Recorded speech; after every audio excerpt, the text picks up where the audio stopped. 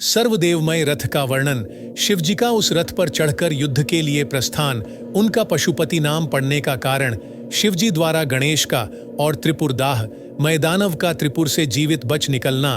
व्यास जी ने कहा, शैव प्रवर सनत कुमार जी, आपकी बुद्धि बड़ी उत्तम है, आप सर्वज्ञ हैं। तात, आपने परमेश्वर शिव की जो कथा सुनाई है वह अत्यंत अद्भुत है। अब बुद्धिमान विश्वकर्मा ने शिव जी के लिए जिस देवमय एवं परमोत्कृष्ट दिव्य रथ का निर्माण किया था उसका वर्णन कीजिए। सूत जी कहते हैं, मुने, व्यास जी की यह बात सुनकर मुनीश्वर सनत कुमार शिव जी के चरण कमलों का स्मरण करके बोले। सनत कुमार जी ने कहा, महाबुद्धिमान मुनिवर व्यास जी, मैं शिव जी के पाद पद्यों का स्मरण करके अपनी बुद्धि के अनुसार रथ की निर्माण कथा का वर्णन करता हूं, सुनो। तदनंतर विश्वकर्मा ने रुद्रदेव के लिए बड़े यल से आदर पूर्वक सर्वलोकमय दिव्य रथ की रचना की। वह सर्वसम्मत तथा सर्वभूतमय रथ सुवर्ण का बना हुआ था। उसके दाहिने चक्र में सूर्य और वाम चक्र में चंद्रमा विराजमान थे।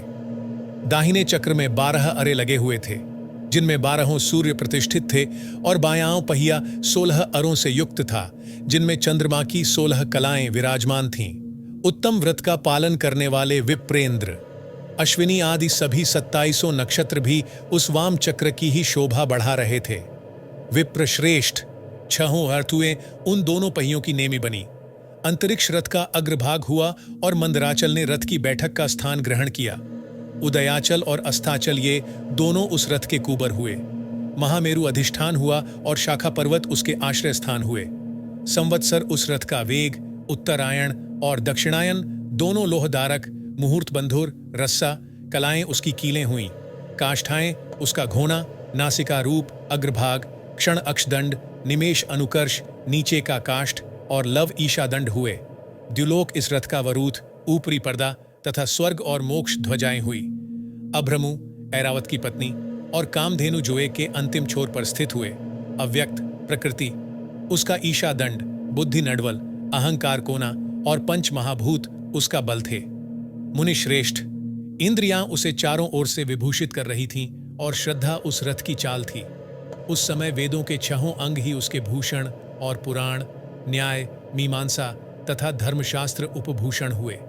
संपूर्ण शुभ लक्षणों से युक्त बल संपन्न श्रेष्ठ मंत्र घंटा के स्थानापन्न हुए और वर्ण तथा आश्रम उसके पाद बने। सहस्त्र फणों से सुशोभित शेषनाग बंधन रज्जु हुए और दिशाएं तथा उपदिशाएं उसके पाद बनी। पुष्कर आदि तीर्थों ने रत्न जटित स्वर्णमय पताकाओं का स्थान ग्रहण किया और चारों समुद्र उस रथ के आच्छादन वस्त्र बने। गंगा आदि सभी श्रेष्ठ सरिताओं ने सुंदरी स्त्रियों का रूप धारण किया और समस्त आभूषणों से विभूषित हो हाथ में छंवर ले यत्र तत्र स्थित होकर वे रथ की शोभा बढ़ाने लगी। आवह आदि 7 वायुओं ने स्वर्णमय उत्तम सोपान का काम संभाला। लोकालोक पर्वत उसके चारों ओर का उपसोपान और मानस आदि सरोवर उसके सुंदर बाहरी विषम स्थान हुए। सारे वर्षाचल उसके चारों ओर के पाश बने और नीचे के लोकों के निवासी उस रथ का तलभाग हुए। देवाधिदेव भगवान ब्रह्मा लगाम पकड़ने वाले सारथी हुए और ब्रह्मदैवत एवंकार उन ब्रह्मदेव का चाबुक हुआ। आकार ने विशाल छत्र का रूप धारण किया। मंदराचल पार्श्वभाग का दंड हुआ। शैलराज हिमालय धनुष और स्वयं नागराज शेष उसकी प्रत्यंचा बने। श्रुतिरूपिणी सरस्वती देवी उस धनुष की घंटा हुई और महातेजस्वी विष्णु बाण तथा अग्नि उस बाण के नोक बने। मुने, चारों वेद उस रथ में जुतने वाले 4 घोड़े कहे गए हैं। इसके बाद शेष बची हुई ज्योतियां उन अश्वों की आभूषण हुई। विश्व उत्पन्न हुई वस्तुओं ने सेना का रूप धारण किया।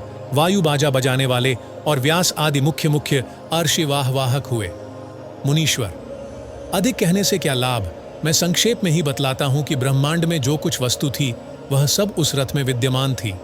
इस प्रकार बुद्धिमान विश्वकर्मा ने ब्रह्मा और विष्णु की आज्ञा से उस शुभ रथ का तथा रथ सामग्री का निर्माण किया था।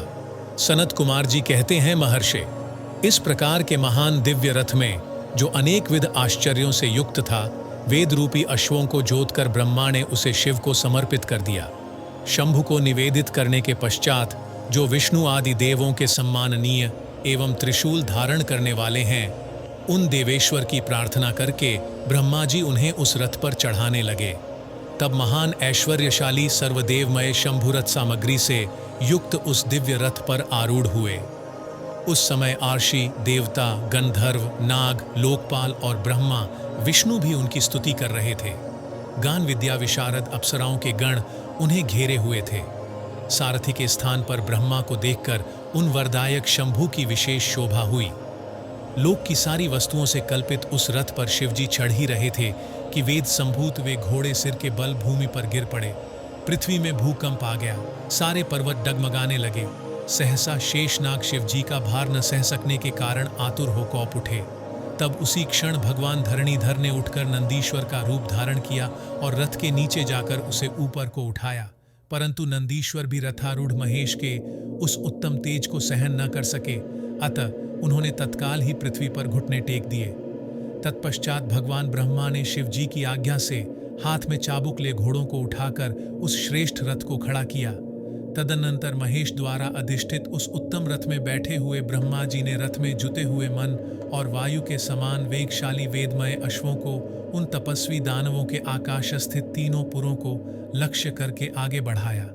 तत्पश्चात लोकों के कल्याणकर्ता भगवान रुद्र देवों की ओर दृष्टिपात करके कहने लगे, सुरश्रेष्ठो, यदि तुम लोग देवों तथा अन्य प्राणियों के विषय में पृथक पृथक पशुत्व की कल्पना करके उन पशुओं का आधिपत्य मुझे प्रदान करोगे। लोकालोक पर्वत, उसके चारों ओर का उपसोपान और मानस आदि सरोवर उसके सुंदर बाहरी विषम स्थान हुए।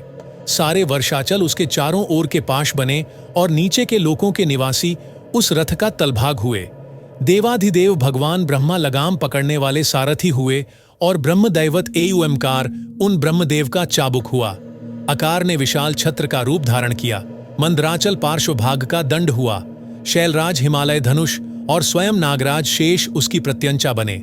श्रुतिरूपिणी सरस्वती देवी उस धनुष की घंटा हुई और महातेजस्वी विष्णु बाण तथा अग्नि उस बाण के नोक बने। मुने चारों वेद उस रथ में जुतने वाले 4 घोड़े कहे गए हैं। इसके बाद शेष बची हुई ज्योतियां उन अश्वों की आभूषण हुई।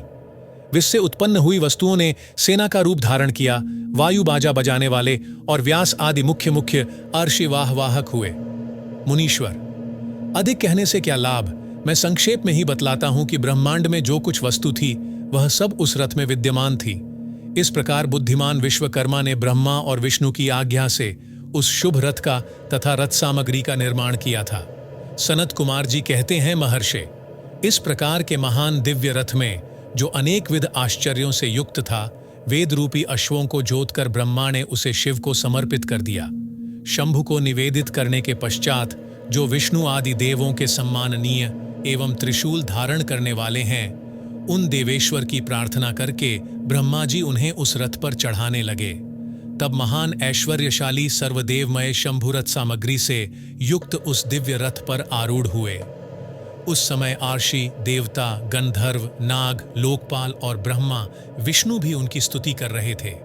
गान विद्या विशारद अप्सराओं के गण उन्हें घेरे हुए थे। सारथी के स्थान पर ब्रह्मा को देखकर उन वरदायक शंभु की विशेष शोभा हुई। लोक की सारी वस्तुओं से कल्पित उस रथ पर शिवजी चढ़ ही रहे थे कि वेद संभूत वे घोड़े सिर के बल भूमि पर गिर पड़े। पृथ्वी में भूकंप आ गया, सारे पर्वत डगमगाने लगे। सहसा शेषनाग शिवजी का भार न सह सकने के कारण आतुर हो कौप उठे। तब उसी क्षण भगवान धरणीधर ने उठकर नंदीश्वर का रूप धारण किया और रथ के नीचे जाकर उसे ऊपर को उठाया।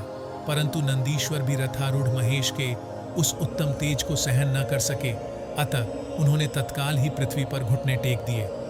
तत्पश्चात भगवान ब्रह्मा ने शिवजी की आज्ञा से हाथ में चाबुक ले घोड़ों को उठाकर उस श्रेष्ठ रथ को खड़ा किया। तदनंतर महेश द्वारा अधिष्ठित उस उत्तम रथ में बैठे हुए ब्रह्मा जी ने रथ में जुते हुए मन और वायु के समान वेगशाली वेदमय अश्वों को उन तपस्वी दानवों के आकाश स्थित तीनों पुरों को लक्ष्य करके आगे बढ़ाया। तत्पश्चात लोकों के कल्याणकर्ता भगवान रुद्र देवों की ओर दृष्टिपात करके कहने लगे, सुरश्रेष्ठो, यदि तुम लोग देवों तथा अन्य प्राणियों के विषय में पृथक पृथक पशुत्व की कल्पना करके उन पशुओं का आधिपत्य मुझे प्रदान करोगे, तभी मैं उन असुरों का संहार करूंगा, क्योंकि वे दैत्य श्रेष्ठ तभी मारे जा सकते हैं, अन्यथा उनका वध असंभव है। सनत कुमार जी कहते हैं, मुने, अगाध बुद्धि संपन्न देवाधिदेव भगवान शंकर की यह बात सुनकर सभी देवता पशुत्व के प्रति सशंकित हो उठे, जिससे उनका मन खिन्न हो गया। तब उनके भाव को समझकर देवदेव अंबिकापति शंभु करुणार्द्र हो गए। फिर वे हंसकर उन देवताओं से इस प्रकार बोले। शंभु ने कहा, देवश्रेष्ठो, पशु भाव प्राप्त होने पर भी तुम लोगों का पतन नहीं होगा। मैं उस पशु भाव से विमुक्त होने का उपाय बतलाता हूं, सुनो और वैसा ही करो। समाहित मन वाले देवताओं, मैं तुम लोगों से सच्ची प्रतिज्ञा करता हूं कि जो इस दिव्य पाशुपत व्रत का पालन करेगा वह पशुत्व से मुक्त हो जाएगा। सुरश्रेष्ठ हो, तुम्हारे अतिरिक्त जो अन्य प्राणी भी मेरे पाशुपत व्रत को करेंगे वे भी निस्संदेह पशुत्व से छूट जाएंगे। जो नैष्ठिक ब्रह्मचर्य का पालन करते हुए 12 वर्ष तक, 6 वर्ष तक अथवा 3 वर्ष तक मेरी सेवा करेगा अथवा कराएगा वह पशुत्व से विमुक्त हो जाएगा।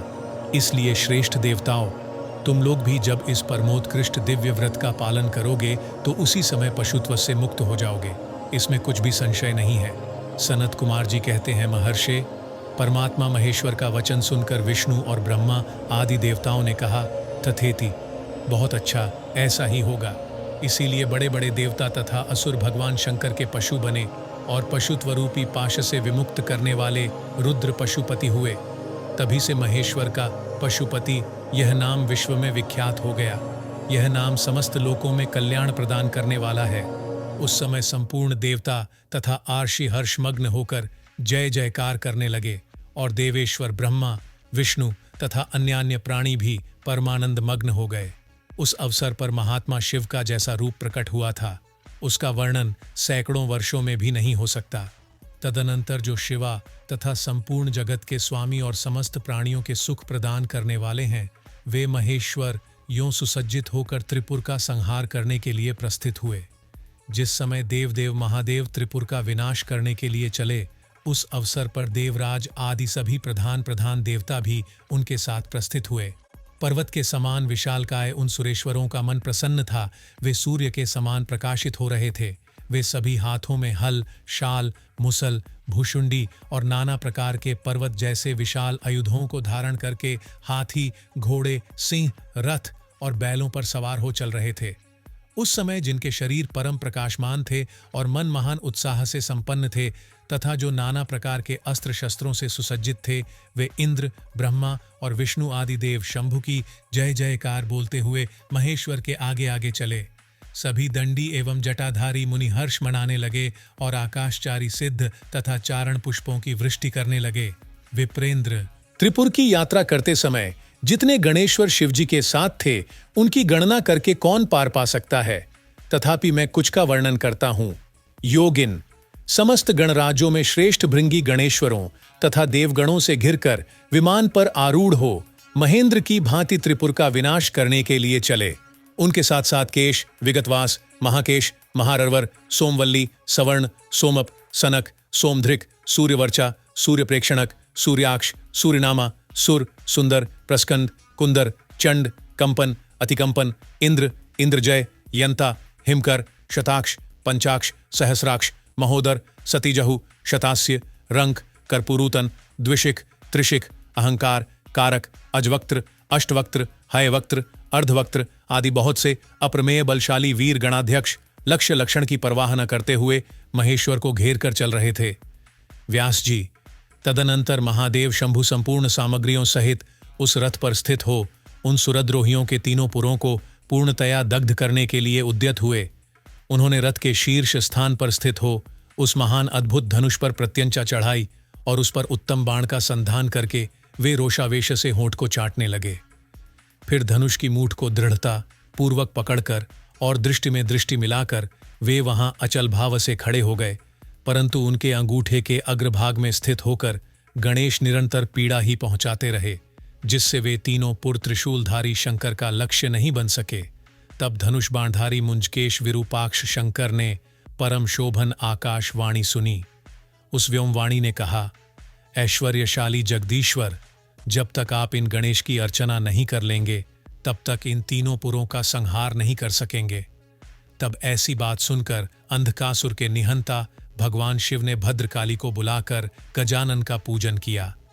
जब हर्षपूर्वक विधि विधान सहित अग्रभाग में स्थित उन विनायक की गई, तब वे प्रसन्न पूजा हो गए।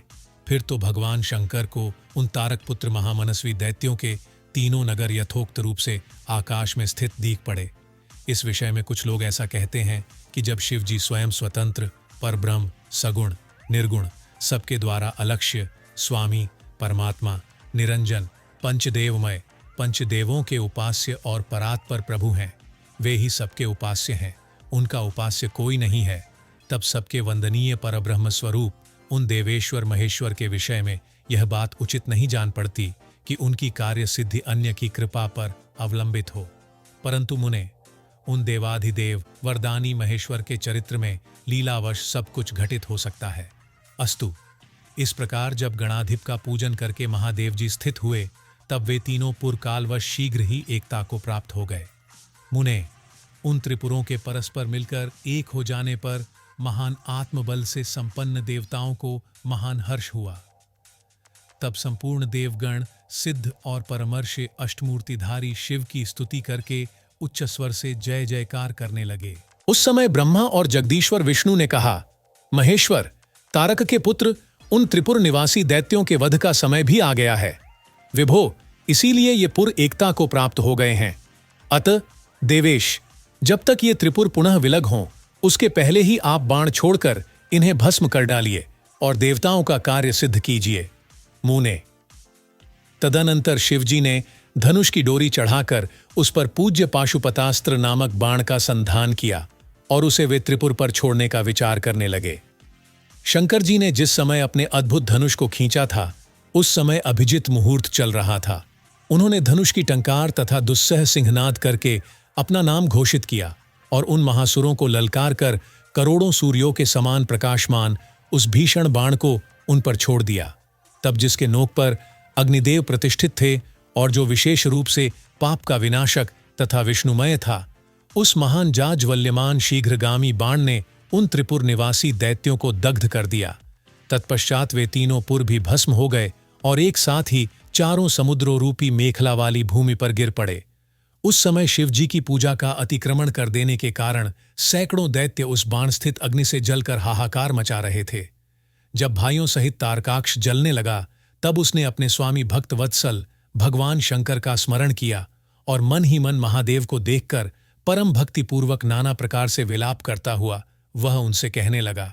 तारकाक्ष बोला, भव, आप हम पर प्रसन्न हैं, यह हमें झात हो गया है। इस सत्य के प्रभाव से आप फिर कब भाइयों सहित हमको दग्ध करेंगे भगवान? जो देवता और असुरों के लिए अप्राप्य है, वह आपके हाथ से मरण रूप दुर्लभ लाभ हमें प्राप्त हो गया। अब जिस जिस योनि में हम जन्म धारण करें, वहां हमारी बुद्धि आपकी भक्ति से भावित रहे। मुने, यों वे दैत्य विलाप कर ही रहे थे कि शिवजी की आज्ञा से उस अग्नि ने उन्हें अद्भुत रीति से जलाकर राख की ढेरी बना दिया। व्यास जी और भी जो बालक और वृद्ध दानव थे, वे शिवाज्ञानुसार उस अग्नि द्वारा शीघ्र ही जलकर भस्म हो गए। यहां तक कि उन त्रिपुरों में जितनी स्त्रियां और पुरुष थे, वे सब के सब उस अग्नि से उसी प्रकार दग्ध हो गए जैसे कल्पांत में जगत भस्म हो जाता है। उस समय उस भीषण अग्नि से कोई भी स्थावर जंगम बिना जले नहीं बचा, किंतु असुरों का विश्वकर्मा अविनाशीमय बच गया, क्योंकि वह देवों का अविरोधी शंभु के तेज से सुरक्षित और सद्भक्त था। विपत्ति के अवसर पर भी वह महेश्वर का शरणागत बना रहता था। जिन दैत्यों तथा अन्य प्राणियों का भाव अभाव अथवा कृत अकृत के प्राप्त होने पर नाशकारक पतन नहीं होता, वे विनाश से बचे रहते हैं। इसलिए सत्पुरुषों को अत्यंत संभावित उत्तम कर्म के लिए ही प्रयत्न करना चाहिए, क्योंकि निंदित कर्म करने से प्राणी का विनाश हो जाता है। अत गर्हित कर्म का आचरण भूल कर भी न करे। उस समय भी जो दैत्य बंधु बांधवों सहित शिवजी की पूजा में तत्पर थे,